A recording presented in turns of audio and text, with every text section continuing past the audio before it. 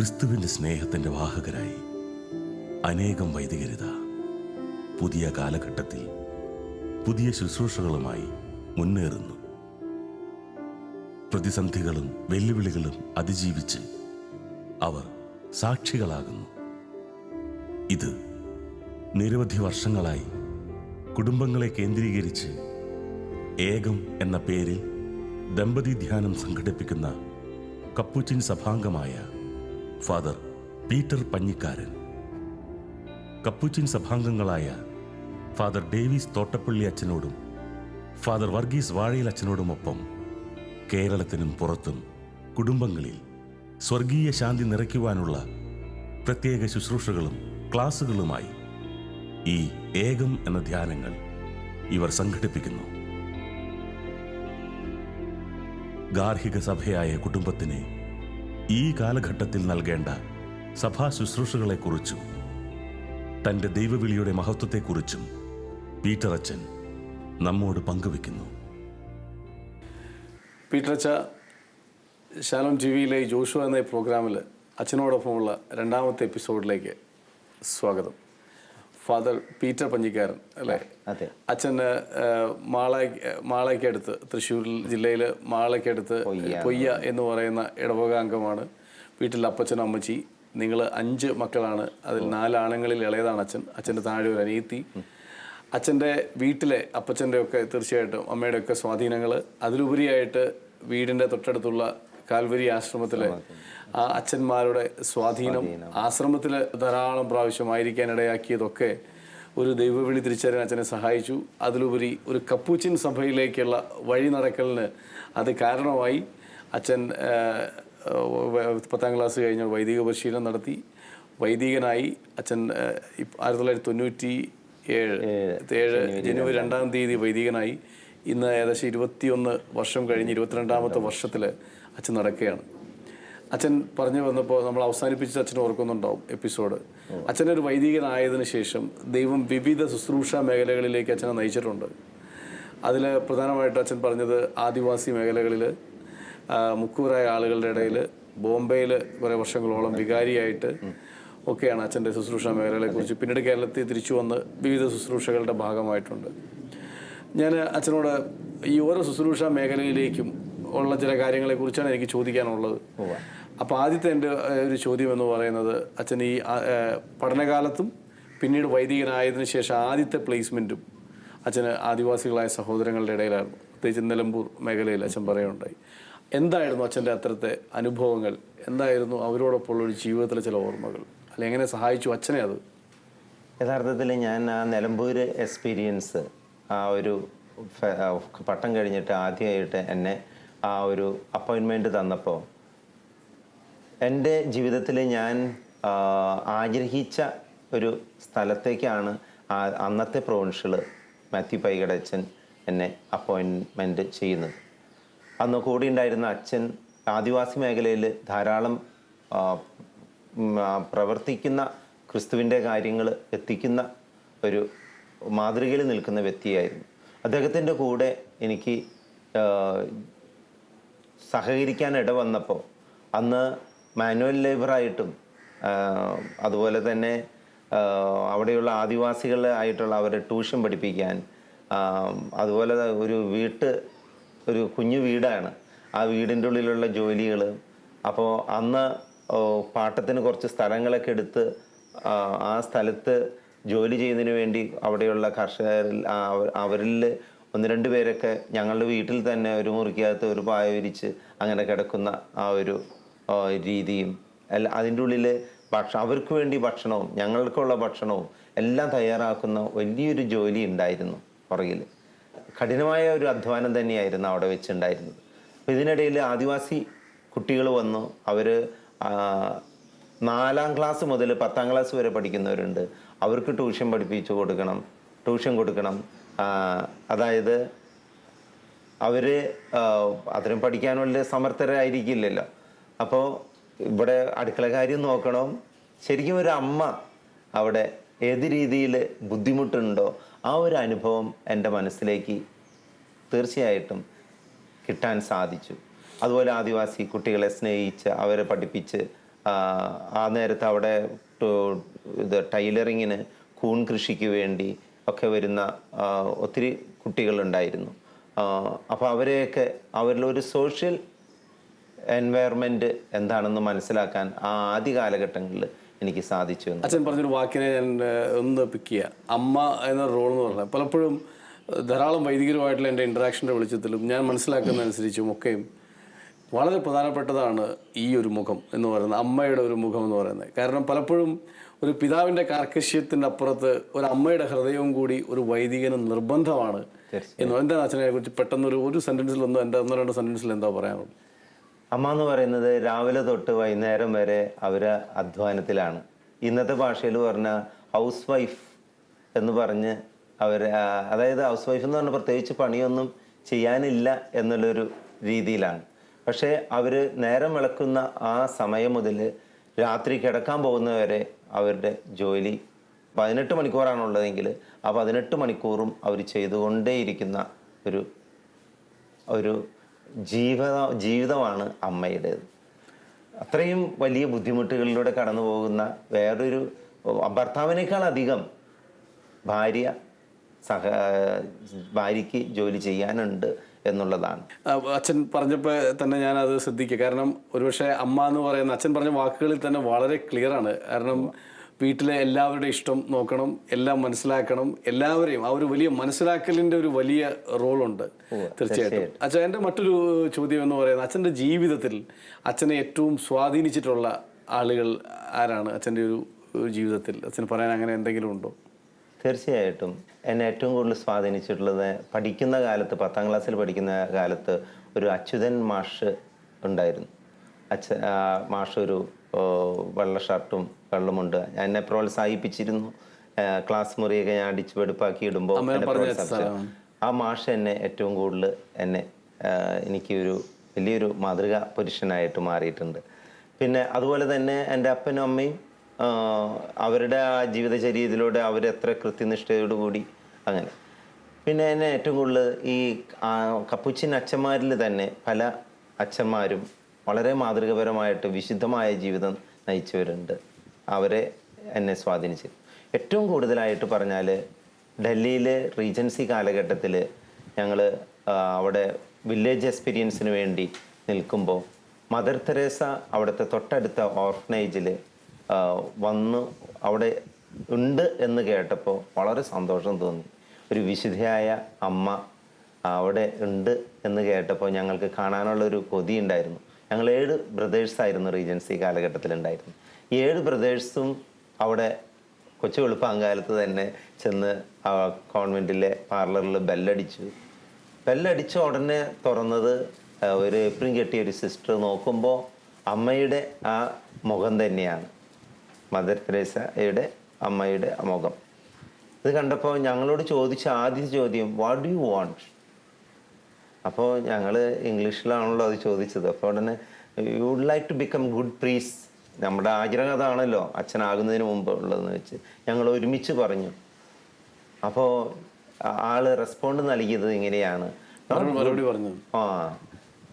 മറുപടി പറഞ്ഞത് ഇങ്ങനെയാണ്, not good priest but you should become holy priest.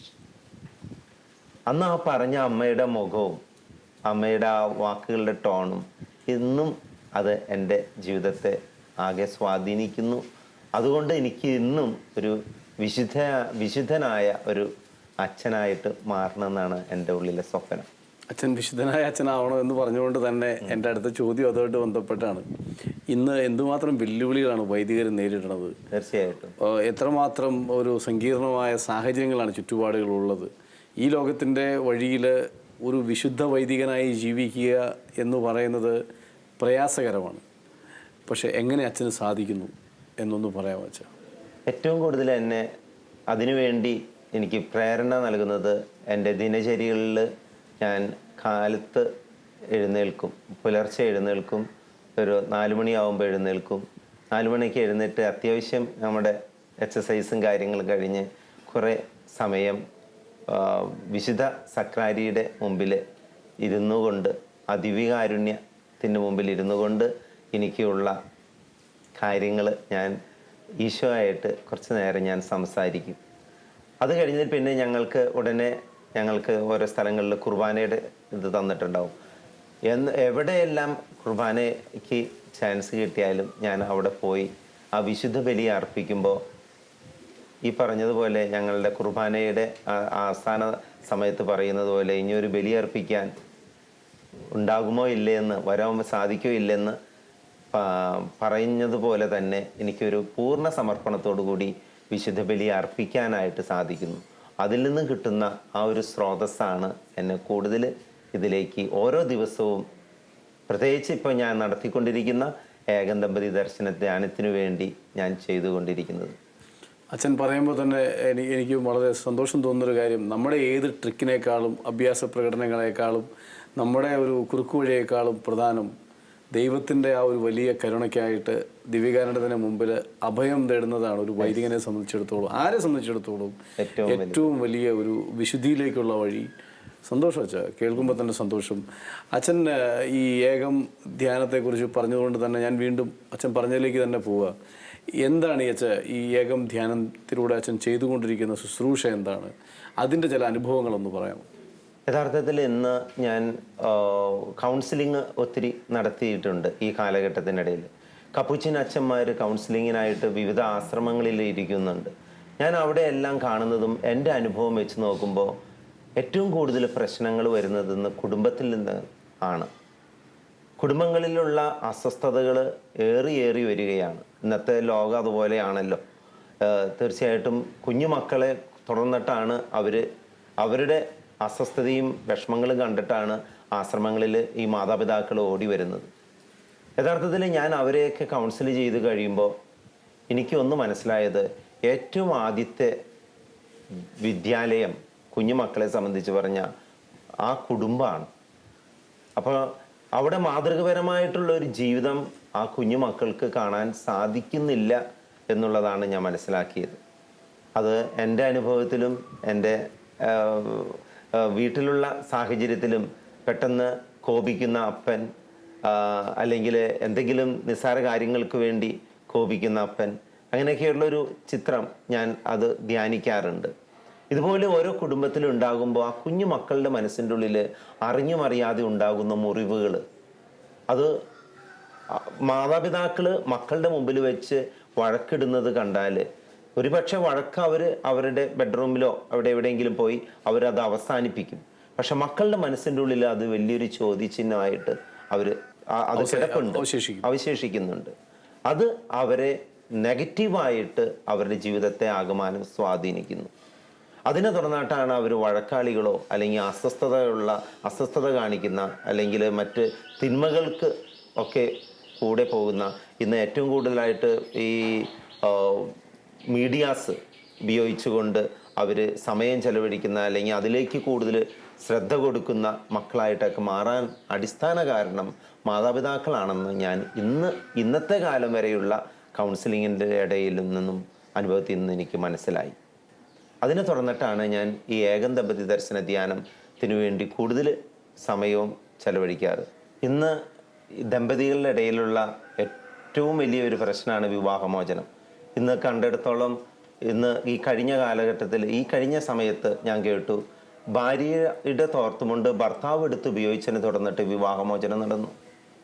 ഈ അടുത്ത കാലഘട്ടത്തിൽ തന്നെ ബെയ്ത്തിങ് ബ്രഷ് ഉപയോഗിച്ച് ഇതിനെ തുടർന്നിട്ട്, അതായത് ഇന്നത്തെ മക്കളുടെ ഉള്ളിലേക്ക് മാതാപിതാക്കൾ കൊടുക്കുന്ന വളരെ ഹൈജീനിക് ആയിട്ടുള്ള കാര്യങ്ങളൊക്കെ പറഞ്ഞു പിടിപ്പിച്ച് മക്കളുടെ മനസ്സിനുള്ളിൽ ഇത് എൻ്റെ എന്നുള്ള ഒരു മനോഭാവം അറിഞ്ഞുമറിയാതെയും തെറ്റായ രീതിയിൽ അവരുടെ മനസ്സുകളിലേക്ക് കൊത്തിവയ്ക്കപ്പെടുന്നുണ്ട്.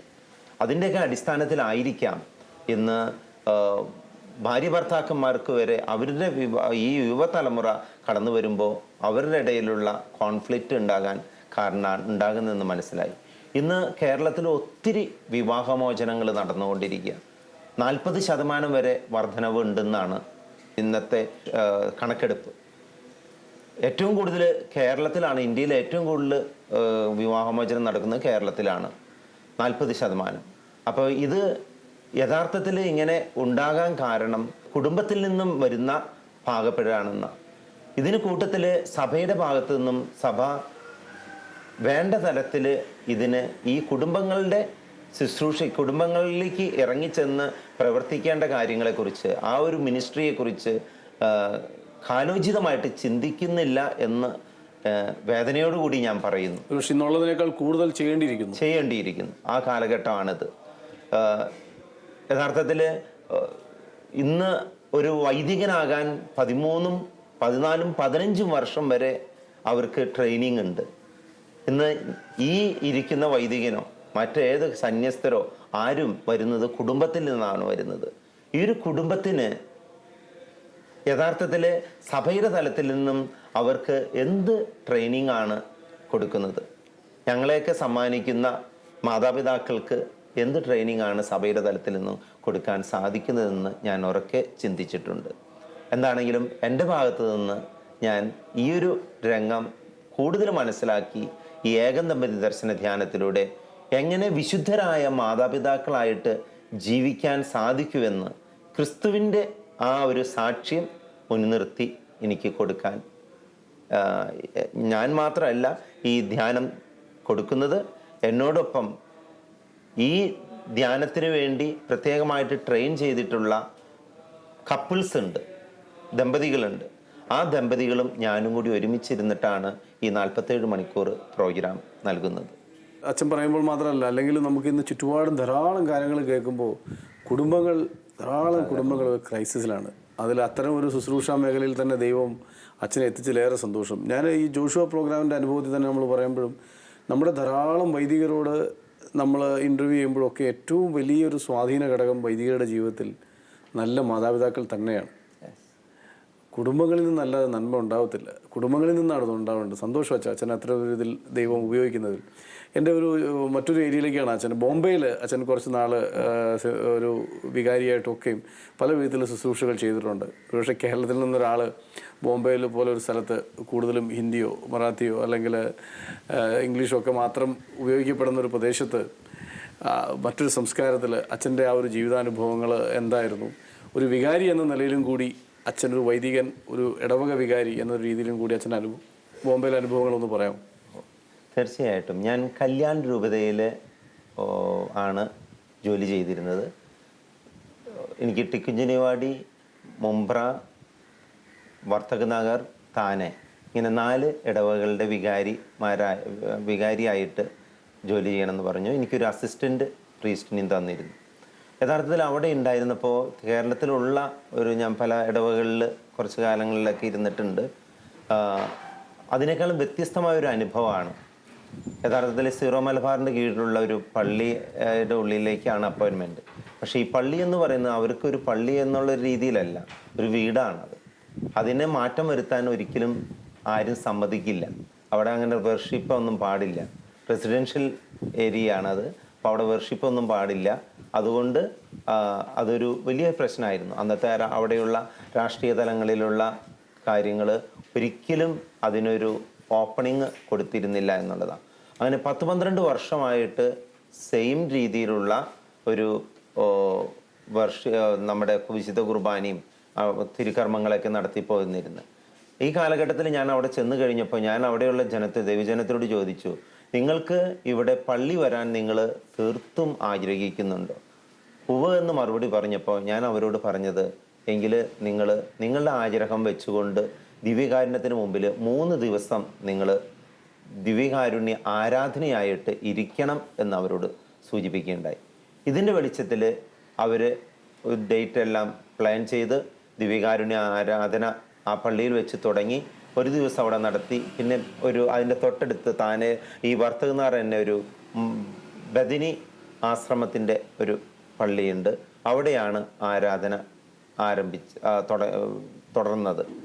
ഇതിനുള്ളിൽ ദൈവം തന്നെ ഒരു പ്രത്യേകമായ ശക്തി തന്ന് ഞങ്ങൾ അവിടെ ഒരു മെയ് 1-ാം തീയതി ആ വീടിൻ്റെ ഉള്ളിലത്തെ സെറ്റപ്പ് എല്ലാം മാറ്റി അതൊരു ദേവാലയം പോലെ ഉള്ളിൽ ആക്കി തീർക്കാൻ സാധിച്ചു എന്നുള്ളത് വലിയൊരു അനുഭവമാണ്. 12 വർഷകാലമായിട്ട് സാധിക്കാതിരുന്ന കാര്യം ഒരാണി അടിച്ചാൽ വരെ അവിടെയുള്ള ചുറ്റുമുള്ള ജനം ഓടി വന്ന് ആ പണി ചെയ്തതിനെയോ അച്ഛനെയോ ഓടിപ്പിച്ചിട്ട് അവിടെ പേടിച്ചരണ്ട് നിന്നിരുന്ന ഒരു കാലഘട്ടമായിരുന്നത്. പക്ഷേ ദൈവം അവിടെ ശക്തമായിട്ട് പ്രവർത്തിക്കാൻ ആരംഭിച്ചപ്പോൾ ഒരു ബുദ്ധിമുട്ടും ഇല്ലാതെ വെറും 42 ദിവസത്തിനുള്ളിൽ അതൊരു ഉള്ളിൽ മാത്രം ഇൻറ്റീരിയർ ആയിട്ടൊരു ദേവാലയത്തിൻ്റെ സെറ്റപ്പിലേക്ക് കൊണ്ടുവരാൻ സാധിച്ചു എന്നുള്ളൊരു അത്ഭുതമായിട്ട് അവിടെയുള്ള ജനവും ഇന്നും മറക്കാതെ ഈ 15 വർഷക്കാലം കഴിഞ്ഞിട്ടും ഓർത്തിരിക്കുന്നു. ദൈവം തീർച്ചയായിട്ടും വഴി തുറക്കും എന്നുള്ളതിൻ്റെ അല്ലേ അച്ഛനെ എടുത്ത് ഉപയോഗിച്ചതിൻ്റെ വലിയൊരു അടയാളമാണല്ലോ അച്ഛൻ. തീർച്ചയായിട്ടും. ഞാൻ മറ്റൊരു ചോദ്യം എന്ന് പറയുന്നത് അച്ഛൻ്റെ ഈ ഇടവക അനുഭവങ്ങളുടെ പശ്ചാത്തലത്തിൽ നിന്നുകൊണ്ടും പ്ലസ് അച്ഛൻ അതിനുശേഷം കേരളത്തിലേക്ക് തിരിച്ചു വന്നിട്ട് അച്ഛൻ്റെ ഒരു പ്രധാനപ്പെട്ട ഒരു പ്രവർത്തന മേഖല എന്ന് പറയുന്നത് അൽമായ പിന്നെ കപ്പുച്ചിൻ സഭയുടെ അല്ലേ 3-ാം സഭ അല്ലെ ഫ്രാൻസിസ്കൻ അൽമായ സഭ അൽമായരെ കുറിച്ചും അൽമായരുമായി ചേർന്നുള്ള പ്രവർത്തനങ്ങളെക്കുറിച്ചും സഭയിൽ അൽമായരുടെ പ്രാധാന്യത്തെക്കുറിച്ചും അച്ഛൻ എന്താണ് പറയാനുള്ളത്? യഥാർത്ഥത്തിൽ അൽമായർ എന്ന് പറഞ്ഞാൽ ഏതാണ്ട് ഒരു ആരുമല്ല എന്നുള്ളൊരു രീതിയിലേക്കല്ല നമ്മൾ. സത്യത്തിൽ ഞാനും എന്നെപ്പോലെയുള്ള വൈദികരും സന്യസ്തരും ഒക്കെ വരുന്നത് കുടുംബത്തിൽ നിന്നാണ്. വലിയൊരു തുറന്ന പുസ്തകമാണ് അൽമായർ. യഥാർത്ഥത്തിൽ അവർക്ക് ഈ വൈദികരനെ പോലെയുള്ള സുഖസൗകര്യങ്ങൾ പഠിക്കുന്നതിലോ അല്ലെങ്കിൽ താമസിക്കുന്നതിലോ ഒന്നും ലഭിക്കാതെയുള്ള അല്ലെങ്കിൽ അവർക്ക് നമ്മുടെ അത്ര തന്നെ ഈ വൈദികരുടെ അത്ര തന്നെ ആലോചിക്കാനുള്ള ഒരു ഉറവിടമൊന്നും അവർക്ക് കിട്ടാനുള്ള കാര്യങ്ങളില്ല. പക്ഷേ ഞാനൊന്ന് മനസ്സിലാക്കിയത് ഞങ്ങൾ ഇങ്ങനെ ഒരു വെളിച്ചം കിട്ടിയിട്ടുണ്ടെങ്കിൽ ആ വെളിച്ചം അൽമായരുടെ ഉള്ളിലേക്ക് കൊടുക്കാനും അവരെ ജീവിത വിശുദ്ധിയിൽ വളർത്താനും വേണ്ടി നിരന്തരമായിട്ട് പരിശ്രമിച്ചിരിക്കണം എന്നുള്ളൊരു ചിന്തയാണ് എന്നെ എപ്പോഴും നയിച്ചിട്ടുള്ളത്. അവരൊരു തുറന്ന പുസ്തകമാണ് അൽമായർ. അവരുടെ കയ്യിൽ നിന്നും ഒത്തിരി കാര്യങ്ങൾ ഞങ്ങൾക്കും പഠിക്കാനുണ്ട് എന്നുള്ളത് ഞാൻ മനസ്സിലാക്കി. അച്ഛൻ്റെ മറ്റൊരു പ്രധാനപ്പെട്ട ഒരു പ്രവർത്തനം അനുഭവമാണ് ഒരു പക്ഷേ ഈ പാവങ്ങളായ തീരദേശ മേഖലയിലുള്ള നമ്മളുടെ സഹോദരങ്ങളോടൊപ്പം അച്ഛൻ്റെ സെമിനാരി പരിശീലന കാലത്ത് റീജൻസി പീരീഡിൽ അതെല്ലാം കഴിഞ്ഞ് വൈദികനായതിനു ശേഷം 1 വർഷത്തോളം കയ്പമംഗലം പ്രദേശത്തൊക്കെ അച്ഛന് അത്തരം ഒരു മേഖലയുമായി ബന്ധപ്പെട്ട് അവിടുത്തെ ആളുകളുമായി ഇടപഴകാൻ സാധിച്ചിട്ടുണ്ട്. അത്തരം ചില അനുഭവങ്ങൾ കൂടി ഒന്ന് പറയാമോ അച്ഛൻ? തീർച്ചയായിട്ടും. തീരദേശവാസികളെ സംബന്ധിച്ച് പറഞ്ഞാൽ അവർ വളരെ വലിയ അധ്വാനത്തിൻ്റെ മക്കളാണ്. ഇന്ന് അവർ കടലിലേക്ക് പോകും, ചിലപ്പോൾ തിരിച്ചു വരുന്നത് വെറും കൈയോടെ ആയിരിക്കും. അപ്പോൾ അവർ അവരുടേതായ ഭാഷയിൽ വളരെ അവരോട് തന്നെ ദേഷ്യപ്പെട്ട് കടലമ്മേനെ അവർ ഒരിക്കലും വെറുക്കില്ല. പക്ഷേ അവരുടെ ഉള്ളിൽ ഒരു വിഷമമുണ്ട്. പക്ഷെ അത് ഒരിക്കലും അത് പുറത്ത് പറഞ്ഞുകൊണ്ട് നടക്കുകയൊന്നുമില്ല. അവർ കിട്ടിയില്ലെങ്കിൽ ഉള്ളതുപോലെ സംതൃപ്തിപ്പെട്ട് അന്നൊന്നും വേണ്ട ആഹാരം അതിൽ സംതൃപ്തിപ്പെട്ട് ജീവിക്കുന്നവരാണ്. ഇനി കിട്ടിയില്ലെങ്കിലും അതിന് പരാതി ദുഃഖമില്ലാത്ത മക്കളാണ് കടലിൻ്റെ മക്കൾ. അപ്പോൾ യഥാർത്ഥത്തിൽ ഈ ഒരു അന്തരീക്ഷത്തിൽ ഞങ്ങളുടെ അവിടെയുള്ള പ്രവേശനം പലപ്പോഴും അവർക്ക് വളരെ പ്രാർത്ഥന സഹായം അവർ ചോദിച്ച് ഞങ്ങളോട് വന്ന് ചോദിക്കും. ഞങ്ങൾ അന്തോണിയാരുടെ മക്കൾ എന്ന പേരിലാണ് അറിയപ്പെടാൻ. ഞങ്ങൾ സാധാരണ അവരുടെ കൂട്ടത്തിൽ സാധാരണ വേഷത്തിലാണ് അവരോടൊപ്പം 3 മാസക്കാലമൊക്കെ ഞങ്ങൾ റീജൻസി ടൈമിൽ ജീവിച്ചതെങ്കിൽ അച്ഛനായി കഴിഞ്ഞ് ഇവിടെ വന്നപ്പോൾ ഞങ്ങൾ കൊച്ചു വീട്ടിൽ അവരോടൊപ്പം അവരെ പോലെ തന്നെ ആ കുടുംബത്തിൽ കഴിയാൻ തുടങ്ങി. അപ്പോൾ ഇത് അവർക്ക് വളരെ ആശ്വാസമായിരുന്നു. എന്തെങ്കിലും ബുദ്ധിമുട്ട് വന്നാൽ ഓടി വന്ന് ഞങ്ങളോട് അത് ഷെയർ ചെയ്യലും, എന്തെങ്കിലും വഴക്കും പ്രശ്നങ്ങളുണ്ടെങ്കിൽ അത് വന്ന് ഷെയർ ചെയ്യലും, അത് അവസാനിപ്പിക്കാനായിട്ടുള്ള മാർഗം ഞങ്ങളോട് ചോദിക്കലും, അത് ഏറെക്കുറെയൊക്കെ ചെന്ന് അവസാനിപ്പിക്കാനും, പിന്നെ അവരുടെ ജീവിതമാർഗത്തിൽ സാമ്പത്തികമായ ബുദ്ധിമുട്ടുകൾ വരുമ്പോൾ അതിന് പ്രത്യേക പദ്ധതികളൊക്കെ ഉണ്ടാക്കി അതിനു വേണ്ട കാര്യങ്ങളൊക്കെ ചെയ്യിക്കാനൊക്കെ ഞങ്ങളെ കൊണ്ട് സാധിച്ചു എന്നുള്ളതാണ്. അത് കപ്പുച്ചിൻ സഭ വളരെ തീർത്തും താല്പര്യമെടുത്ത് ഇന്നും എനിക്കറിയാം. ഫാദർ ജോസ് പോന്നൂർ എന്ന് പറഞ്ഞ അച്ഛൻ ഇന്നും ആ കടപ്പുറം ഏതൊരു അവസ്ഥയിൽ കിടന്നാലും അവിടെ ചെല്ലാനും അവരുടെ ബുദ്ധിമുട്ടുകൾ അറിയാനും അവിടെ അതെന്താണെന്ന് വെച്ചാൽ ചെയ്തു കൊടുക്കാൻ പറ്റാവുന്നത് ചെയ്തു കൊടുക്കാനും സഹായിക്കുന്ന ഒരു അച്ഛനും കൂടിയായിട്ട് അച്ഛൻ സേവനം ചെയ്തു വരുന്നുണ്ട്. അതുപോലെ എനിക്കൊരു ഭാഗ്യം കുറച്ച് നാളിൽ കിട്ടി എന്നുള്ളതാണ്. എൻ്റെ ഏറ്റവും അവസാനത്തെ ചോദ്യം, ഒരു വൈദികനായിരിക്കുന്നതിൽ അച്ഛന് ഏറ്റവും സന്തോഷമുള്ള കാര്യം എന്താണ്? ഇന്ന് ഏറ്റവും കൂടുതൽ ഞാൻ സന്തോഷിക്കുന്ന കാര്യം കുടുംബം കുടുംബത്തിൻ്റെ ഉള്ളിലേക്ക് ആ പ്രേക്ഷിത വേലയുമായിട്ട് ഇറങ്ങിച്ചെന്ന് ഞാൻ വളരുന്നതോടൊപ്പം ആ കുടുംബത്തിലെ ഓരോ വ്യക്തികളും വളർച്ചയ്ക്ക് കാരണമാകുന്ന രീതിയിൽ പ്രവർത്തിച്ചു കൊണ്ടിരിക്കുക. ക്രിസ്തുവിനെ അവർക്ക് മനസ്സിലാക്കി കൊടുക്കുക. അത് ക്രിസ്തുവിനെ മനസ്സിലാക്കി കൊടുക്കാൻ ഹിന്ദു, മുസ്ലിമോ, ക്രിസ്ത്യാനിയോ അങ്ങനെ നാനാജാതി മതസ്ഥരുടെ ഇടയിലും ദൈവം എനിക്ക് തന്ന ആ ഒരു കൃപ അവരിലേക്ക് ചൊരിഞ്ഞു കൊടുക്കുക. അത് അവർക്ക് ക്രിസ്തുവാണെന്ന് തിരിച്ചറിയാൻ മുഴുവനും സാധിച്ചെന്ന് വരില്ല. പക്ഷേ നമ്മളത് ചെയ്തു കൊടുക്കുമ്പോൾ തന്നെത്താൻ അവരും ദൈവികതയിലേക്ക് വളരാൻ സഹായിക്കുന്നുണ്ടെന്ന് ഞാൻ വിശ്വസിക്കുന്നു. ഏറെ സന്തോഷം വച്ചാൽ, കാരണം ഇന്ന് ഈ ലോകത്തിൻ്റെ മാറ്റത്തിന്, സമൂഹത്തിൻ്റെ മാറ്റത്തിന്, സഭയുടെ കരുത്തിന് എല്ലാം ഏറ്റവും ആവശ്യം കെട്ടുറപ്പുള്ള കുടുംബങ്ങളാണ്. കെട്ടുറപ്പിനേക്കാൾ കൂടുതൽ ക്രിസ്തുവിനെ കേന്ദ്രസ്ഥാനത്ത് കാണുന്ന നല്ല കുടുംബങ്ങളാണ് നമുക്ക് വേണ്ടത്. അത്തരം ഒരു ശുശ്രൂഷ മേഖലയിലേക്ക് തന്നെ അച്ഛനെ ദൈവം വിളിച്ച് എത്തിച്ചിരിക്കുന്നു എന്നുള്ളത് ഏറെ സന്തോഷകരം, പ്രത്യാശാജനകവുമായ കാര്യമാണ്. അച്ഛനെ ഈ ഒരു ശുശ്രൂഷ മേഖലകളിൽ കുടുംബങ്ങൾക്ക് ഒരു വഴികാട്ടിയായിട്ട്, മാർഗദീപമായിട്ട് ദൈവം ഇനിയും മുമ്പോട്ട് നയിക്കട്ടെ എന്ന് ആത്മാർത്ഥമായിട്ട് ആഗ്രഹിക്കുകയും പ്രാർത്ഥിക്കുകയും ചെയ്യുന്നു. അച്ഛന് ഒരു യഥാർത്ഥ മിഷണറിയായി, കുടുംബങ്ങളുടെ പ്രേക്ഷിതനായി ജീവിതം ജീവിച്ചു തീർക്കാൻ ദൈവം കൃപ നൽകട്ടെ. ശാലോം ടി വിയിലെ ജോഷുവ പ്രോഗ്രാമിലെ 2 എപ്പിസോഡിലെയും അച്ഛൻ്റെ സാന്നിധ്യത്തിന്, സ്നേഹത്തോടെയുള്ള തുറന്ന വാക്കുകൾക്ക് നന്ദി. റൈജുവിനും പ്രത്യേകമായ നന്ദി. Thank you. ശിമയോനും യാക്കോബും യോഹന്നാനും വലകഴുകും വലക്കാരും വഞ്ചിക്കാരും. ശിമയോനും യാക്കോബും യോഹന്നാനും വലകഴുകും വലക്കാരും വഞ്ചിക്കാരും. ഒരു നിമിഷം കേൾക്കാമോ